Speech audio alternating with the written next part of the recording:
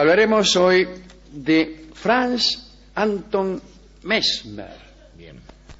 Ustedes saben que la historia de la medicina está llena de héroes, pero también de charlatanes, de personas que han intentado combinar el magnetismo de su personalidad con la credulidad de las buenas gentes, y los resultados han sido también variables, desde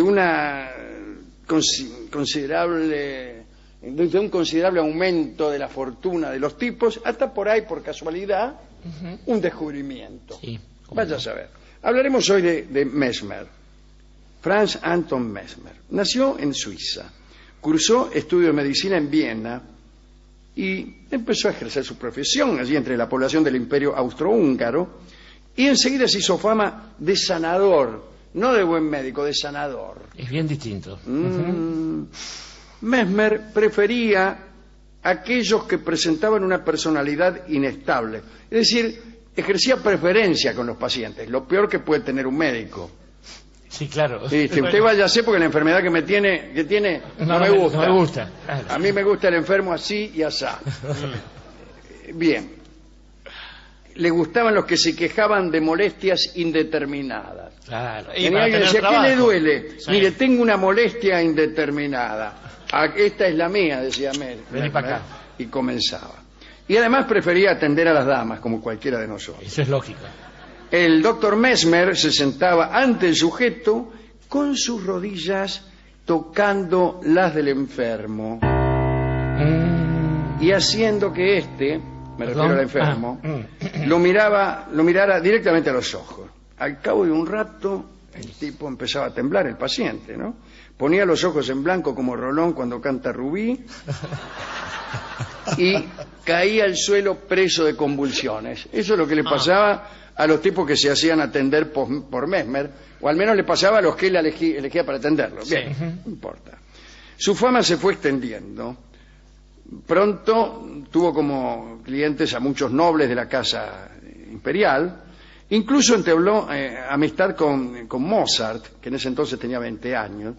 La amistad fue duradera, e incluso Mozart estrenó su primera obra, Bastien y Bastien, sí, en la mansión de Mesmer. En 1777, el amigo Mesmer se dio a conocer en toda Viena cuando empezó a practicar con éxito sus artes a una doncella de la emperatriz, una chica que se llamaba Teresa Paradis y era ciega. Trabajaba como doncella en el palacio con la emperatriz. Sus padres habían tratado de curarla con emplastos, sanguijuelas. Bueno, tampoco los padres eran... Pero también con los últimos descubrimientos en corrientes eléctricas. Por ejemplo, el calentador. Pero sin éxito, naturalmente. La muchacha presentaba también unos movimientos convulsivos de los ojos, que Mesmer, tras 2 charlas con ella, logró apaciguar. Los padres pusieron a su amada hija en manos de este tipo. Teresa, la chica, tras algunas crisis de temblor y chillidos, afirmó que veía. Veo los contornos de las personas que me rodean. Si le pasaban una vela encendida por delante de sus ojos, ella daba un grito y caía desmayada. Entre eso y ver todavía hay una distancia. Sí, bueno. Que usted no lo crea. El proceso se fue complicando. En realidad la muchacha sufría con las nuevas impresiones, la luz del sol, el cielo azul, los movimientos de las personas, y se consideraba más desdichada que antes. Incluso olvidó cómo tocar el piano, una habilidad que lucía cuando era totalmente ciega.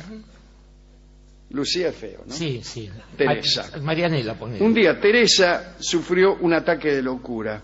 Se tiró sobre un sofá y le agarró vértigo. En eso consiste la locura. El padre de la joven corrió hasta la casa del médico armado con una daga. En eso consiste la locura. Y Mesmer debió huir a toda velocidad. La emperatriz gritó: que ese médico deje en paz a mi doncella. Y Mesmer tuvo que vender su casa y abandonó Viena. se fue a París. En París alquiló una lujosa vivienda, empezó a frecuentar los salones donde la nobleza se reunía para charlar. Ay, ¿cómo le va, mademoiselle? ¿Cómo le va, princesa? ¿Cómo le va, duque? ¿Qué es eso? Pronto se rodeó de pacientes y fue poniendo a punto una teoría que viniera a justificar sus manejos. Eso es la inteligencia. Sí. Uno primero hace unas cosas y después inventa una teoría que la justifique. Tiene que ver también con el establecimiento de una moral. Eso. Hay gente que elige una doctrina moral y la cumple, y otra no. Hace lo que le da la gana y después construye una doctrina moral que venga a acomodarse a sus actos. Con lo cual, el tipo resulta moralmente intachable. Sí, claro. Resiste cualquier archivo, como se dice ahora. Muy bien. El caso es que empezó ahí, ¿no? Empezó a decir que un fluido único y sutil permeaba todo el universo. Ajá. Y que ese fluido unía y conectaba todos los cuerpos. Lo mismo que digo yo siempre. Sí. O casi siempre. Y a veces le creen incluso. Sí. Decidió llamarlo magnetismo animal. No, magnetismo animal. Decía que todos los males corporales se debían al magnetismo bloqueado. Es decir, había un único diagnóstico en el consultorio de Mesmer. Usted, mi querido señor, tiene el magnetismo bloqueado. ¿Cómo anda, condesa? Ya lo ve. Se me ha bloqueado el magnetismo. Eso es ciencia. Bien. Y él decía que únicamente se podía curar la gente si una persona con un magnetismo insólitamente fuerte, en este caso él, pudiera restituir el flujo normal. Para poner en práctica su nueva orientación, ideó el baqué, o sea, el balde, vamos. Sí. El artilugio consistía en un gran balde metálico, sería mejor una palangana, ¿no? Un fuentón incluso. Un fuentón, que se ponía en el centro de la habitación. La palangana se llenaba con agua magnetizada, que puede adquirirse en todas las buenas casas del ramo, y también con varillas de metal que los pacientes tomaban por sus extremos. Las terapias grupales consistían en un círculo de 20 o más sujetos sentados alrededor del balde, sosteniendo las varillas. Supuestamente el flujo magnético circulaba entre los asistentes que se tomaban de la mano y era lo que se denominaba cadena mesmérica. Ahora bien, al poco tiempo las sesiones ya parecían orgías, porque hombres y mujeres se vestían en enagua, o en calzoncillos. ¿Para qué? Para que fluyera mejor el magnetismo. Discúlpeme, conde, me voy a sacar los lienzos para que mejor fluya el magnetismo. Eran clases de teatro, más sí. Ni más ni menos. Después se daban masajes unos a otros,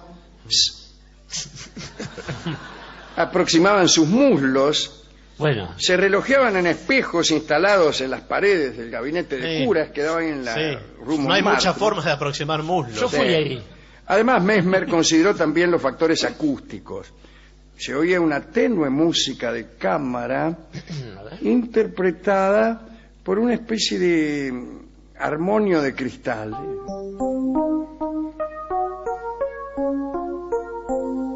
Era un instrumento nuevo, de tonos etéreos, que recién había sido inventado ¿por quién? Por Benjamin Franklin, el mismo tipo que inventó el pararrayos. Sí. Inventó el pararrayos y con lo que le sobró inventó este instrumento.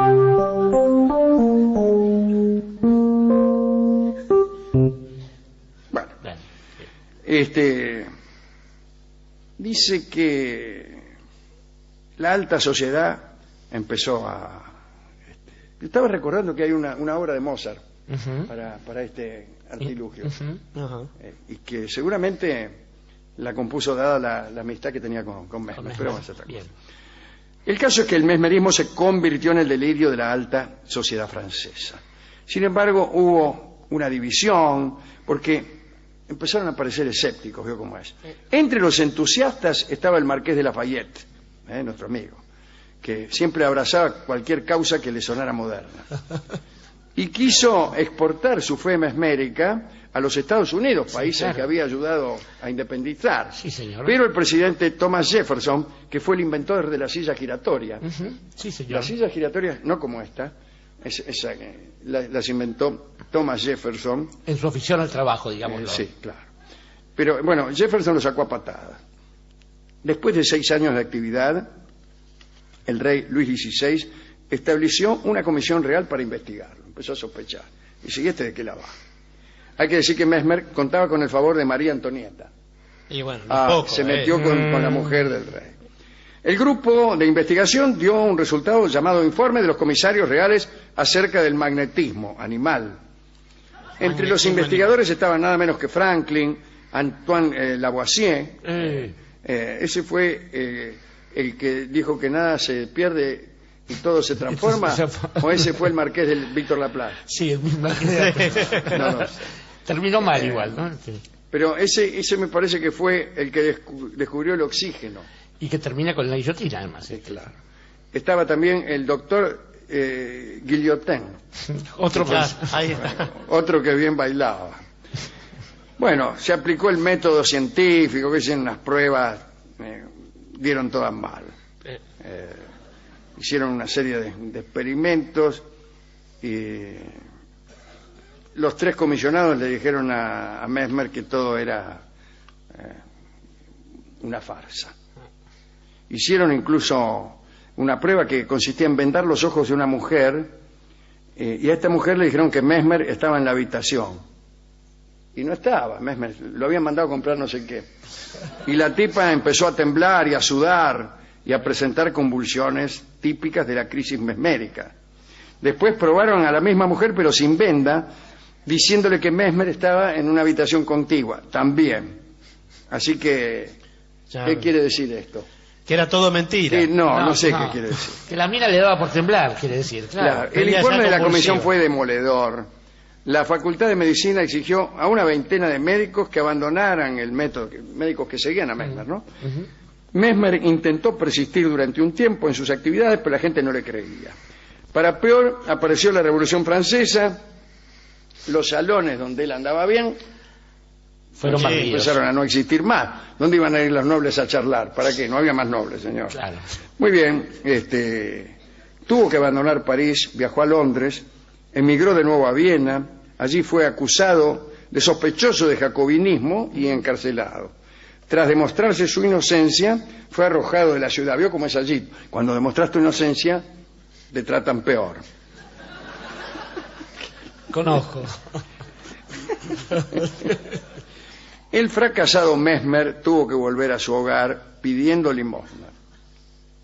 Murió en 1815 a los 81 años de edad. Pero esta historia tiene un epílogo.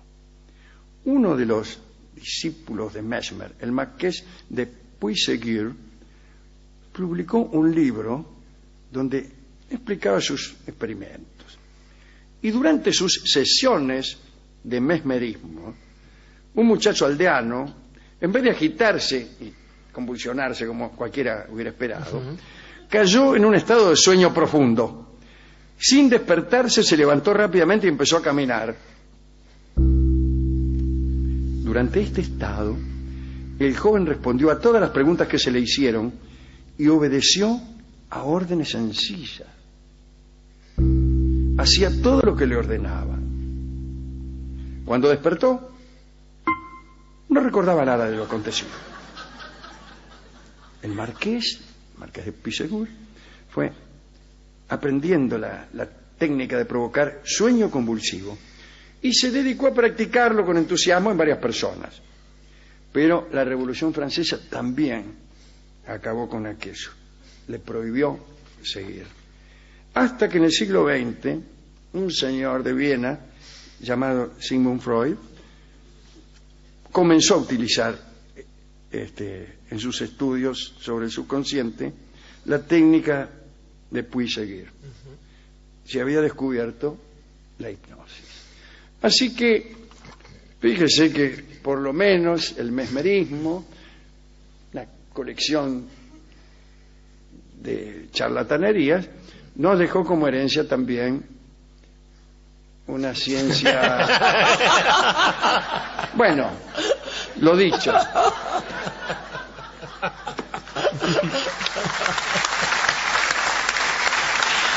¿A quién quiere que dediquemos esto?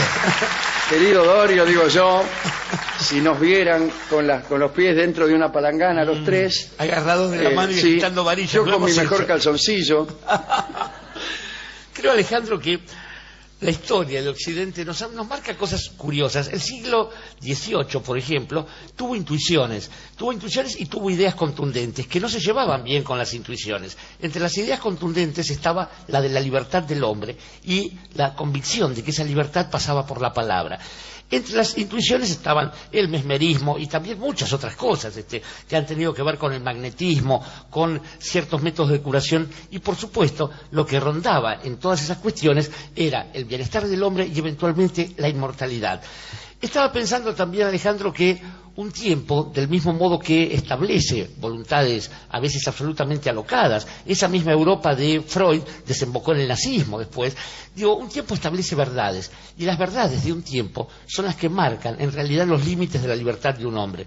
Nos ha costado mucho a los seres humanos, y a cada nación en particular, ir prescindiendo de esas verdades que a veces le convienen solamente a los poderosos, a los que dominan a alguien. Y entonces quizás la libertad de palabra, la libertad de pensamiento, se adquiere cuando uno puede estar un poco por encima de la verdad de su tiempo. Pero de todas estas cosas, del mismo modo que Franklin acertaba 5 de cada 6 que apostaba por allí, vemos que surgían otros monstruos. De esa época ulterior, esa época va a ser la convicción de que no el magnetismo, pero sí la electricidad es el fenómeno que da la vida, y Mary Shelley va a escribir Frankenstein, lo cual no impide que Nueva York se ilumine con electricidad después. Digamos, puede aparecer una superstición, puede aparecer un hallazgo científico, y también puede ser que en el silencio o en la palabra, digamos, en escasas palabras y en el silencio y en una mirada, se produzca ese fenómeno que tiene que ver ya no con la verdad de un tiempo, sino con la vida de un hombre o de una mujer, porque convengamos que a veces es una palabra, pero a veces también basta solamente una mirada para que un hombre libre que recibe esa mirada se convierta nada menos que en un esclavo. Esclavo es el tango que vamos a escuchar ahora, dedicado a todos los esclavos, a los esclavos del amor, a los esclavos de la superstición científica y a los principales esclavos, que son los esclavos de sus propios vicios y pasiones. Sí, señor. Esclavo se llama este bello tango, arruinado por la circunstancia de cantarlo yo mismo. Escuchamos ahora Esclavo de Joaquín Mora. En la voz de Alejandro Dolina. Sí, por favor, permiso.